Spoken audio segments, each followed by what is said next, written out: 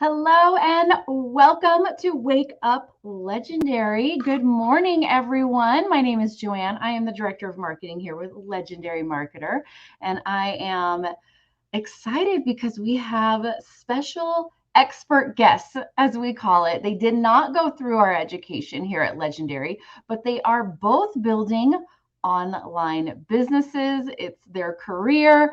It is a couple. They do things together. They have two separate business entities, though, so they're intertwined, and it's just a really cool synergy that I'm excited to share with all of you. So without further ado, please welcome Crystal and JD to the show. Good morning, guys. Morning. Good morning. Hello.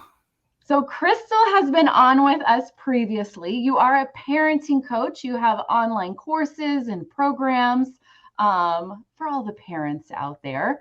And we had such an amazing conversation. And during that interview, which you can go search it up and watch that, she shared that her husband is also online with his own business. You both are working from home, living the dream together.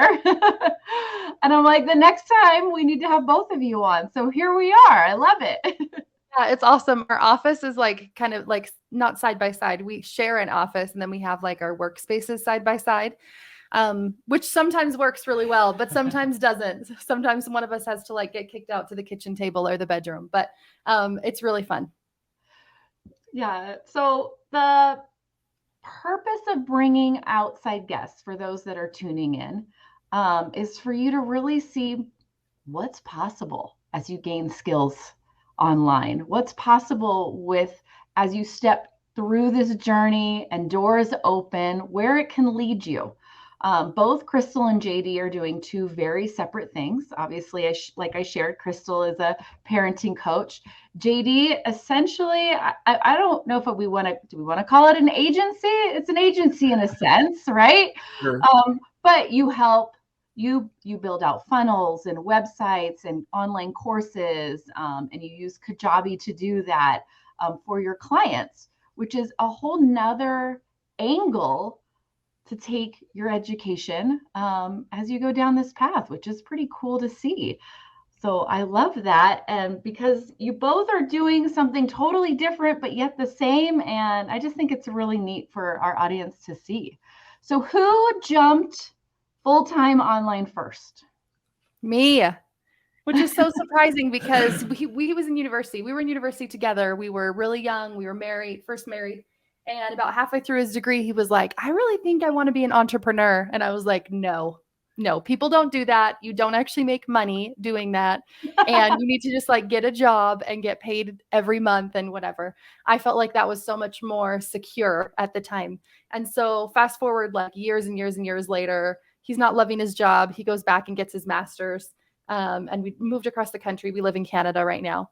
We came back again. He's doing an internship and I decided to become a life coach. I was looking for a master's program for psychology, found life coaching. So as I'm going through this whole thing, he's helping me with the tech the whole time. And I go to hire somebody to do my website and he's like, no, I can figure that out. And I was like, how can you figure that out? I was like, I can't figure that out. And he's like, no, just give me a bit. I can figure it out.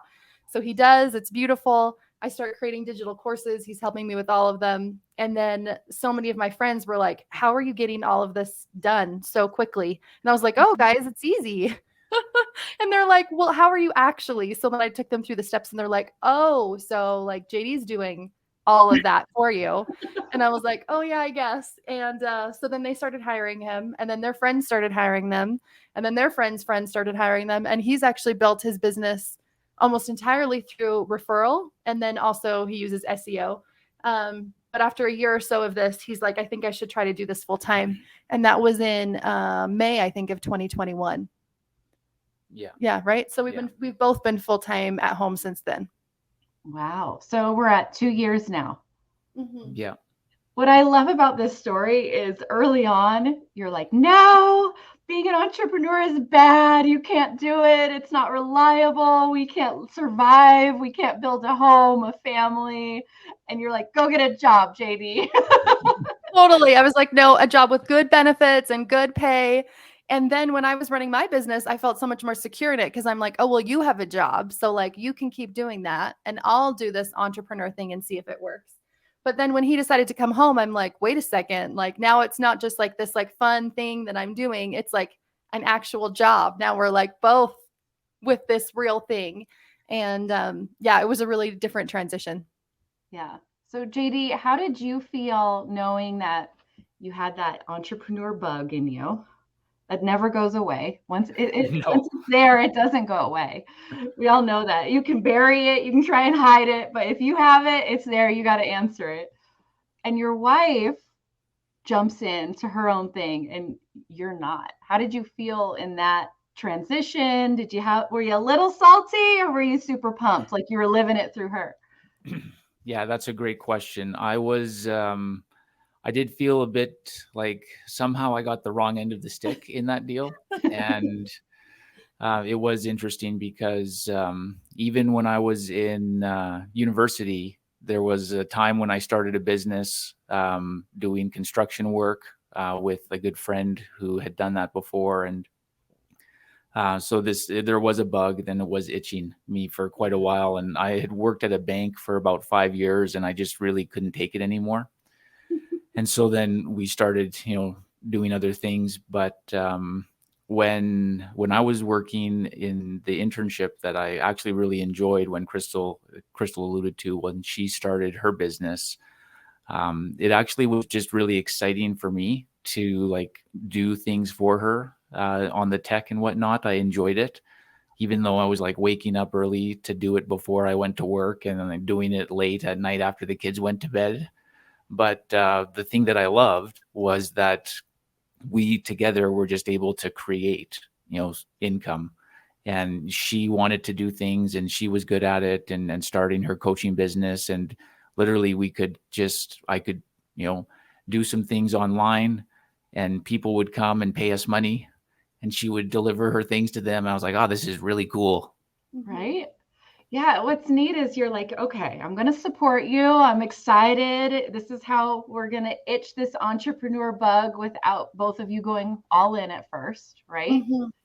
And you dove in and learned the skills of the tech that she needed to get her business to really launch online. I would have never done that. Like I would have just had to hire out everything and it would have been so much slower also.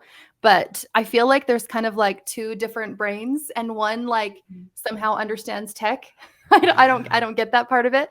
And then I think for me, like he would never want to like sit and dive into like what's happening in people's brains and why and like help them through that. So it's really different that we are so different in that, but that it's worked together so well.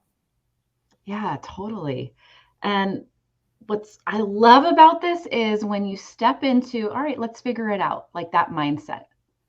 You needed a funnel. All right, JD's going to figure it out. I think I can learn this. I can build this. Instead of like, oh, we're out. We can't do it. We can't learn it.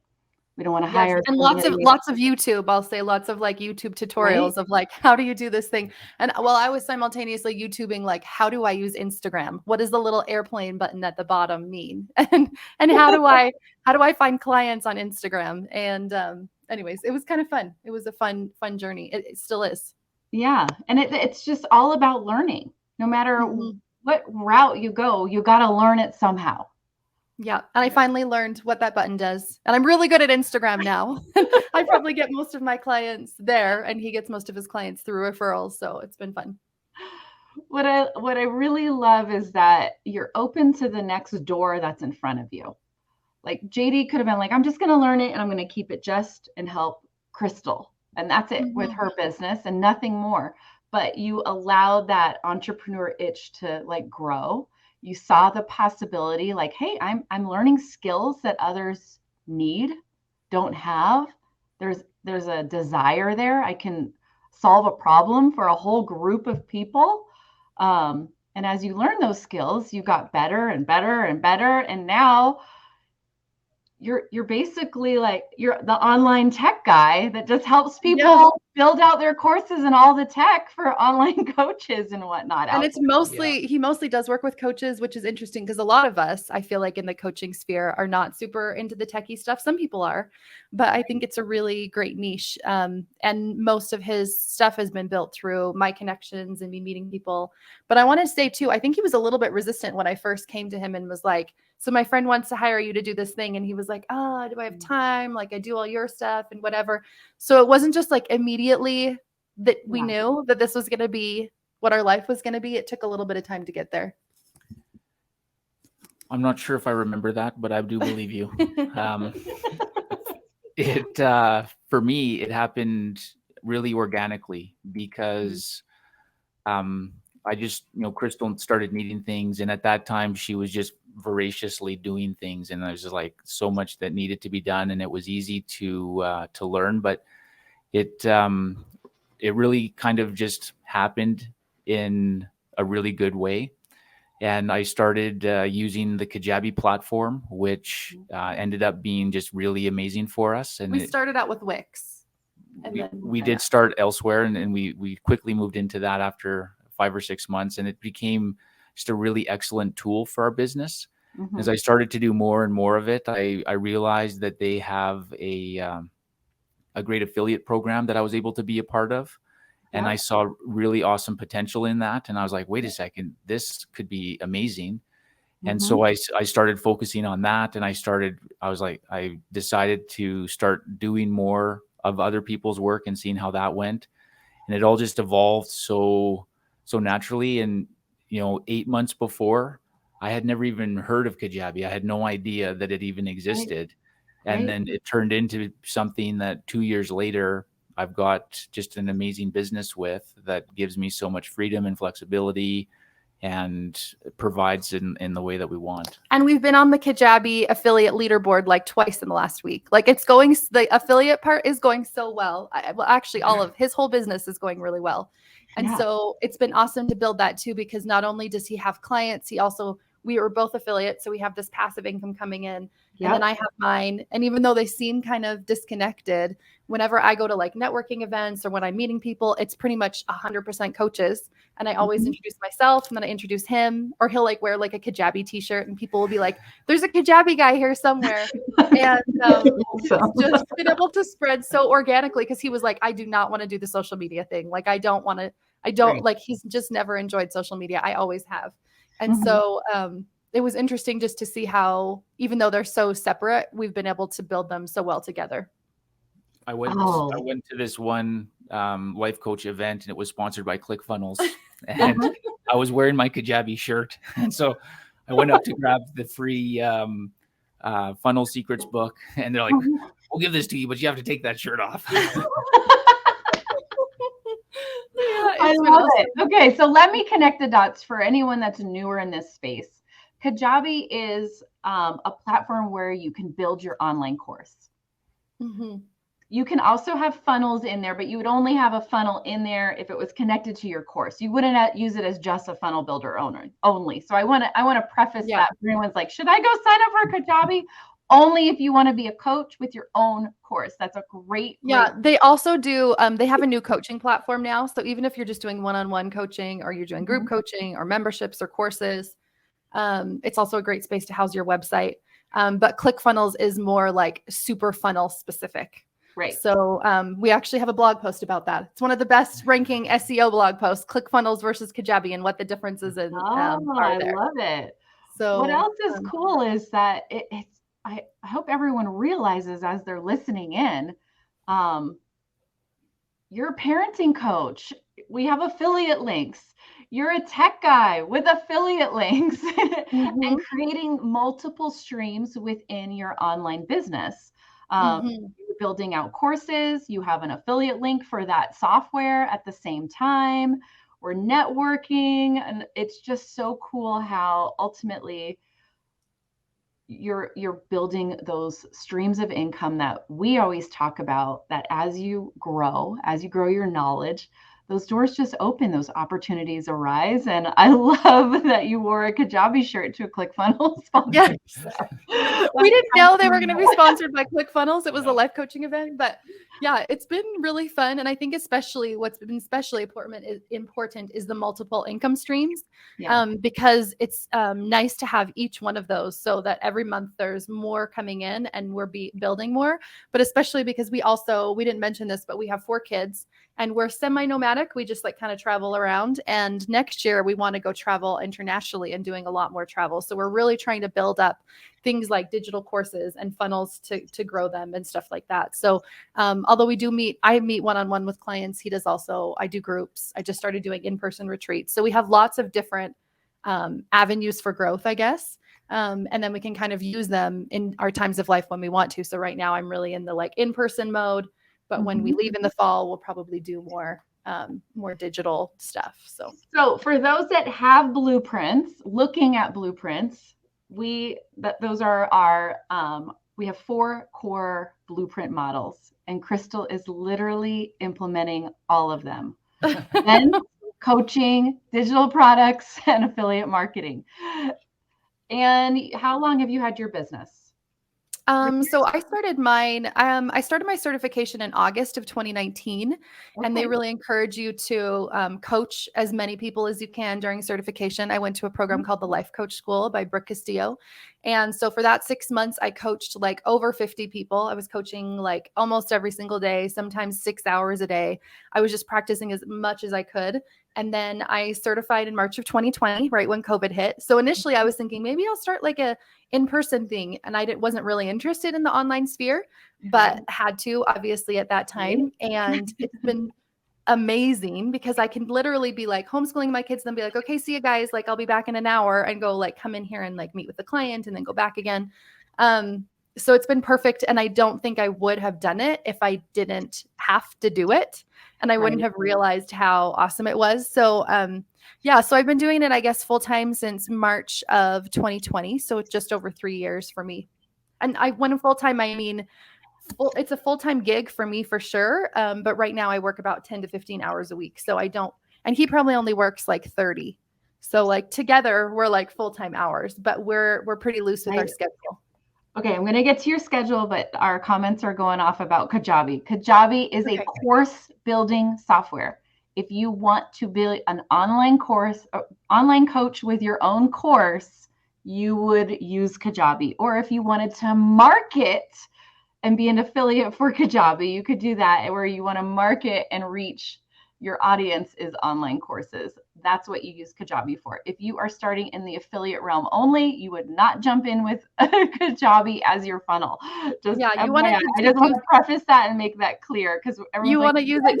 I knew that was going to happen. Yeah. So we use it for, it's just the platform that we use. So we use it for websites. We use it for landing pages.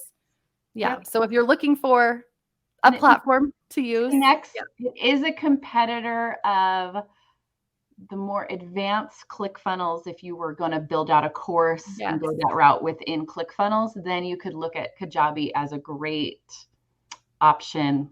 Yeah, for ClickFunnels 2.0. Yeah, they're a little more similar there. Yep, definitely. Okay, let's talk about this schedule. These are the things I've heard. Yes. We have 2 entrepreneurs working from home, 4 kids. Homeschooling. There's no 9 to 5 at this point for the last 2 years. So let's talk about the first elephant that I know everyone's wondering. How did you overcome the mindset to fully cut that 9 to 5 and jump all in and overcome that fear of this is just going to be you and I, like we're responsible. There's no safety net, so to speak. How did you guys move through that piece? Was it hard? Was one of it more difficult for the other? How did that go? Yeah, for me, that's a great question. For me, it was just the excitement and the possibilities that I saw for us in the future. I was at that time just full of optimism, and I just had this really awesome, vision of our future businesses and what they would do. So I felt like our potential was just amazing. And so I was excited to be able to achieve that. It was a lot more exciting and fulfilling for me to work for myself and create things myself than be employed. And tied with that excitement was just this really strong desire to just be at home on my own schedule and not have to go to work every day at the same time every day. So for me, it was those two things. It's interesting that he said that, because we were like, oh, was it different for each of you? It was like polar opposite. He was like filled with excitement, and I was like filled with just dread. And I kept texting him. This is going to seem so funny, but I kept texting him job postings. I was like, this job, you should apply for this one. It looks good. And looking back on it, I can definitely see for me, it's interesting because I was a stay-at-home mom for 12, 14, 13 years. I was a stay-at-home mom for 13 years. And so for me, this was like, okay, I'm going to try to do this thing, but I still had it within the safety and security of like, it doesn't actually have to make money for my family to survive. Like, we'll still be fine. He's doing this thing. And it's the first time that I'd ever felt the pressure of like, oh, wait, like I need to make money to bring in like money so that we can actually feed our family and pay for our mortgage. And I had never felt that in my business before, or actually in my whole life. And I felt I had a lot of respect for him. And I was like, oh, this is actually a lot of pressure. Like, you've been feeling this our whole marriage. And anyway, so that was interesting just to see that side of it. And it took me a while to move from the heaviness of like, we actually need this money, and now I need to actually make money. And before, it was like this fun, energized thing. What I do is mindset coaching. And so it was just a lot of good work for me to then do on my own, to be like, okay, what about this is bothering me so much? And what am I feeling? And how can I move through these feelings? And what is happening in my brain and all of that? And so I always use any entrepreneur thing that comes up, which happens literally every single day. This just happened yesterday again, where I'm like, okay, wait, something's coming up. Now I know I have these tools that I teach everybody else, but I can use them myself. And so I was able to push through that, and I was able to move through that and move on to more excitement and expansiveness. But it took a while to get there for sure. Whereas he was just like, this is awesome. I've always wanted to be an entrepreneur. I always wanted to travel and homeschool, but I wanted him to have like a steady income while we were doing that. And you didn't have to worry about it. So you could just travel and homeschool. Yes, exactly. But what's interesting is like, as much as I felt like there was so much security in like having like a job that somebody else paid you to do, now when I look at it, I'm like, there really isn't. Somebody could just decide to like fire you at any time, or like decrease your salary or whatever. And we put money away every month now for our like benefits. So we kind of have our own like benefit system. And we do actually make more income than we have ever before, I think. So it is like we make more money every single month than we have before, when we had like a steady income job. Reliable income job, right? Yeah. Yeah, it was interesting. So for someone brand new, since you talked about mindset and having like a toolbox, and they're really scared to put themselves out there. They haven't even cut the 9 to 5 yet, but they got to start somewhere. They got to start either putting content out.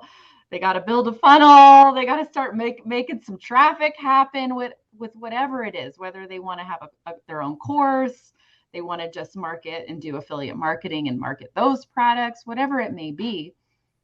What are a few tools we can give our audience today that will help them kind of get rid of the self-doubt, or at least take action through it? Yes. Okay. So you'll never get rid of self-doubt. P.S. I am friends with so many entrepreneur millionaires, so many. And it amazes me every single time that we converse with them that they feel exactly the same way that I do. And I'm like, oh, no. When we're making $1 million, I will not feel self-doubt anymore. And they're like, I'm feeling all the self-doubt, because then they're pushing to the next like level. Yep. So I think it's expecting that fear will show up every single time you try to do something new. Like, we know that, but like, do we actually know that? Like, literally, you're going to feel like puking, and you're going to feel so much like discomfort every time you try to do something new. And if you think of like when you first started driving, like for me, I hated driving and I was like, I don't know what I'm doing. We're teaching our son to drive right now. He's our oldest. And he's like so nervous about it. And like, there's so many things to think about. And he's like worried. And now like driving's so easy because we've done it for so long. And I think I think of him often when we're trying to teach him this thing, because I'm like, yeah, there's so much fear and there always has been. It's just that before we were learning things like multiplication tables or how to drive or how to walk or how to talk or whatever. And now we're learning more skills, and we think that there's not going to be fear or there's not going to be self-doubt. And when I was at a conference one time, they said imposter syndrome isn't a sign that you should stop. It's actually like a sign that you are supposed to be going forward. Like imposter syndrome is showing you that you have something inside of you to share with the world and that it needs to be out. And the people that have imposter syndrome have it because they also have big dreams that they need to bring to the world. And so now I look at those fears as more like, I think of like a video game, and I'm like, oh, it's like those like Mario, when you like jump up and like get like gold stars or whatever. I'm just like, every time I feel fear, I'm like, I'm just collecting another gold star. Like yesterday, as I'm going through mindset around this retreat that I'm doing and bringing people in and this launch, and every time I have a launch, this happens. And I'm like, can I get rid of self-doubt? Because that would be really great. Like if I could just have a launch and like not worry about it. Wouldn't that be amazing? That would be amazing. And I just don't think you can. I think that that will come. And so for me, the tools that work for me are both mindset and emotions. So the way that I coach is think, feel, do, which is causal coaching. It's like finding the root cause. Our thoughts create our feelings fuel our actions. And so instead of focusing on actions, which is like what a lot of support is out there, I'm like, okay, I have all the actions, but like I need to get aligned with my thoughts and my feelings. And so that's what I work on. I work on my mindset, and then I also work on my emotions. Like fear is a feeling. And instead of like avoiding it and trying to go do something else, I'm like, okay, I'm going to sit with this feeling. And anyways, I actually give him my workbook sometimes. He'll be like, I'm dealing with this thing. And I'm like, oh, wouldn't it be great if there was like a workbook that like showed you exactly what to do to help move through this difficult thing you're going through? And he was like, yeah. And I was like, you helped me design it, remember? And I'll like give it to him as his like homework. Yeah, I think self-doubt is just always there. And you're right. It needs to be like reassigned. That fear, self-doubt, imposter syndrome isn't a sign of quit or go the other direction. It's a sign of, oh, you're so freaking close. You're right. Oh, and same with failure. Like people have all of this, like we hate failure. We think it's literally the worst thing in the world. But anytime that any innovation has come to the world ever, it came after the cost of so much failure. And we're just like, oh, failure, that means we should quit. Failure, oh, I'm not getting any podcast downloads, I guess I should stop my podcast. Like failure to us, we take it as this wrong thing. I almost want to change the word of it so I can be like, it's not failure. Like it's actually growth, but it's definitely a tricky process to get yourself through sometimes. Yeah, I feel like failure is like really, there's only a failure if you truly quit. Like truly give up. But there's so many more options besides just giving up. I think that's a great example of just how powerful mindset can be, because all of us can easily relate to the word failure and what we have learned that means growing up. And I've often thought, like, how different would our entire world be if the word failure, and if actually like doing something that didn't work, was just programmed into us to mean something differently. And you hear so many people now trying to share that message that, you know, failure doesn't mean that you've failed. It just means you found something that didn't work, and now you are one step closer to something that does. And if everyone was just ingrained and just learned that experience from a child to be like, oh, I'm just one step closer now, and this is actually a good thing, and that's awesome, then just how different would everything be? And it's just all in how your mind views what's going on. We need to view it as it's just attempts, almost. I saw sort of like, it was a podcast, and this one gentleman once said he asked his kids every night at dinner, what did you fail at today? Mm-hmm. To teach them that, to make it normal. Yeah. And then what did you learn from it? So what are you going to do tomorrow? It's how we respond to our kids' failures, right? So it's interesting because I see it so many in the comments who are like, yeah, I get that. But like you can get something up here, but that does not mean that you get it here. And that's where I was at with failure. I was like, oh yeah, failure's great. When failure happens, did I think that? No. Like I was like, this is the worst thing ever. I'm dying, right? Like inside. So because we can actually carry on, like, even if we logically have changed our belief up here about failure, it does not mean that we've actually gotten rid of it subconsciously. And so when it pops up for us and we're still having such a hard time with it, and we're like, dang it, but I logically know that failure is okay. It's going to hurt us anyways, because of how we were taught failure from school, from church, from community, from home, from all the things. And so just accepting that, like, okay, this is a belief that's going to take a while to reprogram, and that's okay. And just noticing kind of subconsciously what's coming up for you. So now I'm like, okay, what is this fear about? And almost every fear has like a source of like rejection or like death. Yeah. And our brains kind of go there. So if you're like above here, like, I don't want to fail, but also like, why do I not want to fail? Like, what's so bad about it? Like, why is this going to be so hard for me? Like, what do I think is really going to happen here? And we can kind of get back down to this like scared version of like, oh, something really terrible is going to happen. And then we just sit with that feeling. Like we sit with that like fear, and like, I kind of sit and process it and like almost like comfort it and listen to it. And I'm like, okay, yeah, this is going to happen every time. And then another launch comes and I'm like, this is the launch. Well, I will not feel any fear or self-doubt. And I'm just going to believe in myself the whole time. And then it doesn't happen again. And I'm like, this is just such good practice for me to like keep putting my money where my mouth is. I'm like, this is what I teach. And also now I get to do it again and again and again. Wow. Everyone go back and watch that whole section on mindset, hands down.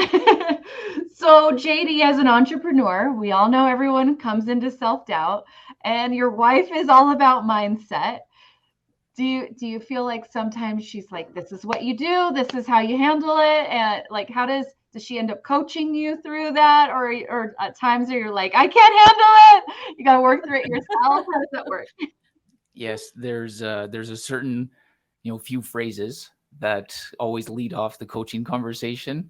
And then, eventually it leads to like, and how do you, and what do you do when you feel that way? Or what do those thoughts cause you to do? And I'm like, oh, here we go. Like, I'm very fortunate because I've, heard the conversation, hundreds of times. Right. And it's, when I say, oh, here we go, it's because I'm like, I hope she recognizes that I've heard this conversation hundreds of times. It's already like internalized. I can go through, like, I'm already doing that mentally inside, like that process. So it's, but no, it's been very beneficial for me because, without having my own coach, I've got my own coach, even if she, often probably doesn't realize it, that she's actually coaching me. I'm getting a lot of great knowledge and just skills and experience from witnessing so much coaching. He does have a coach, though, I have to say. I tried coaching him a couple times, and he's like the most resistant ever. And I'm like, I am not doing this. I'm like, I'm not even getting paid for this. Like, I think there's a difference in how, a coach coaches their clients compared to their spouse. So. I would agree. I was like, wait, why are you thinking there? It's difficult. Yeah, I think after a little bit, I was like, no. I was like, we do definitely need to get you a coach. And so I mentioned that a few times, and I kind of just like put it in his mind. And over time, he eventually found somebody that he really felt connected to, and he ended up hiring her.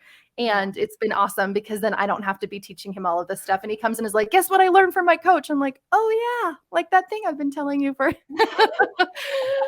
But it's actually been really great. He has workbooks from her and he gets homework from her and stuff. And I think it's a good separation because we have some really good connections and some good discussions for sure.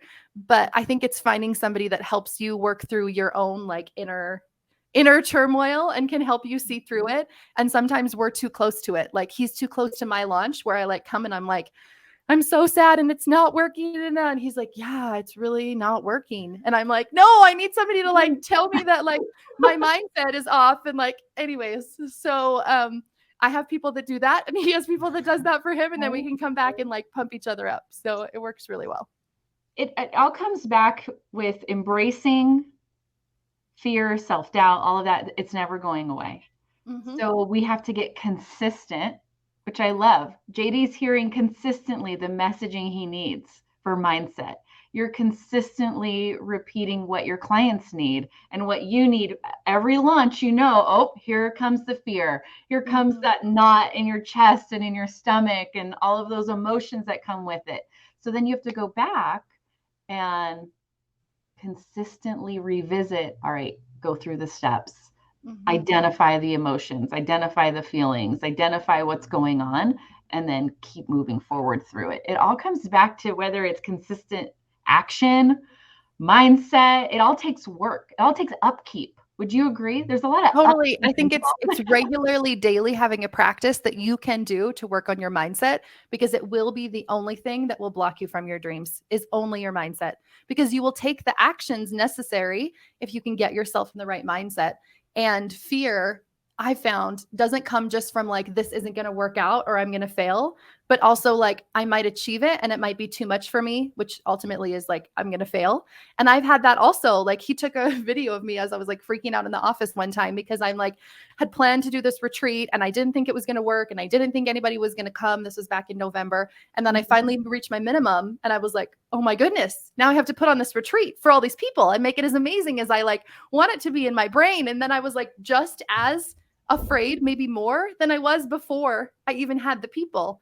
And so you think you're going to feel better when you achieve your goal, but there'll just be some new level of problem to get over. There'll always be fear. Yeah. One thing I just want to say, Joanne, is I love the principle that I've learned over these last 2 years. And that's if you keep trying, and you were talking about consistency, if you keep trying to move forward, you'll just keep moving forward. And eventually you'll get to where you want. You just have to keep at it. And that's just such a true thing, I think, for any entrepreneur, especially if you're just starting out. Just keep taking action. Yeah. And also there is no like one way to do your business. Like somebody else's like how isn't going to be your how, but it's you tapping into like, what do I think my next step is? Because we've built our businesses entirely different. Like mine is mostly built on social media and his is mostly built on SEO and personal referrals, which is like so different.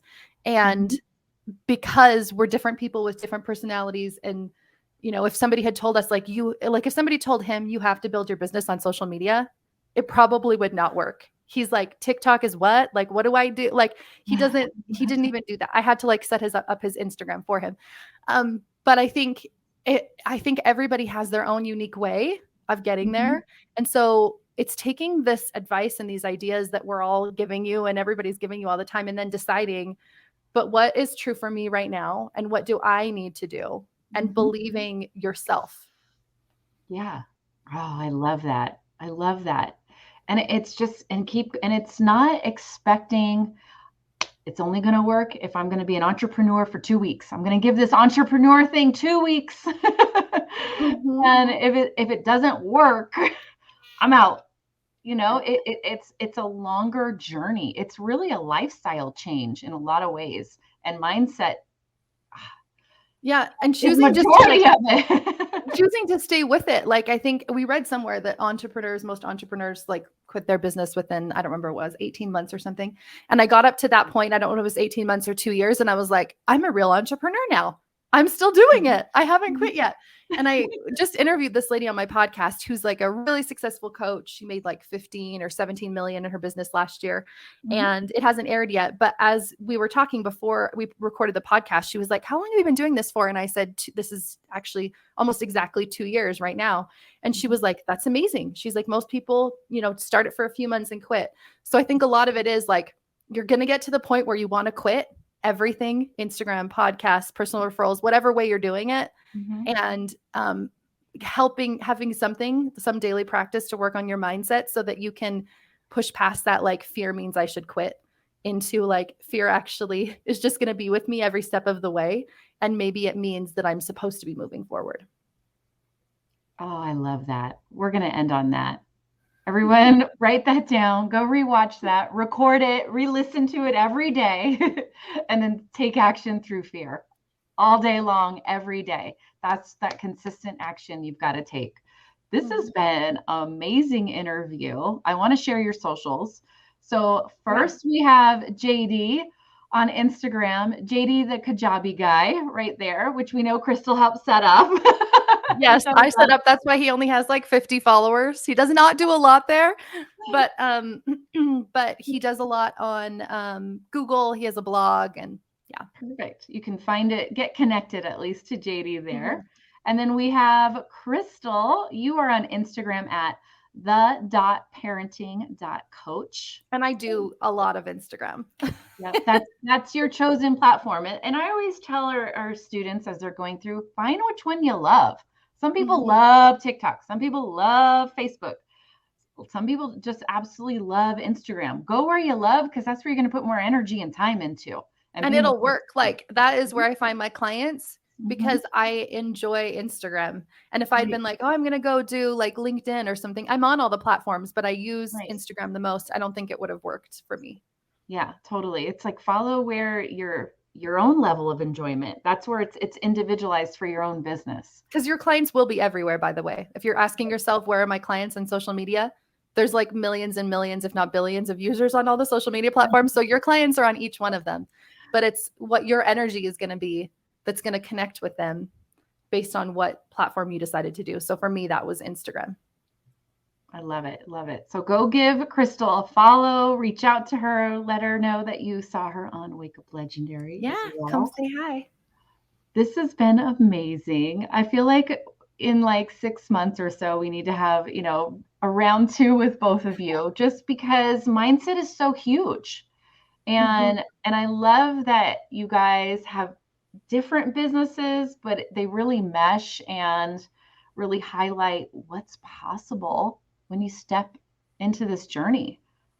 And it's just cool to see. And I love updates. So keep me posted. I'm so happy. Well, hopefully in 6 months, we'll be heading off on our world traveling trip, I guess. Okay, so let's make sure we're doing an interview internationally, so we can highlight that new stage of your business and your new stage of your family lifestyle, of that new goal achieved, right? Yeah.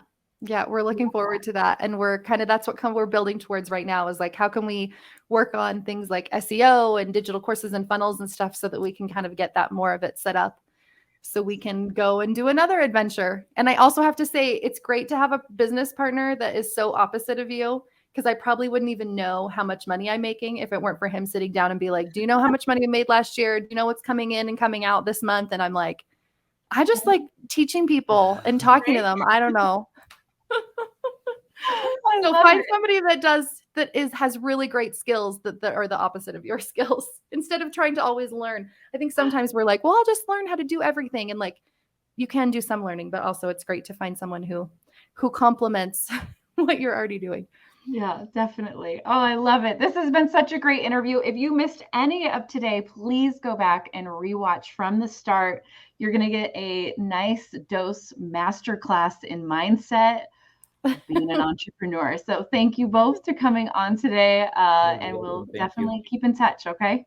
Thank you so much. All right, everybody. Please go follow Crystal on Instagram at the.parentingcoach.com.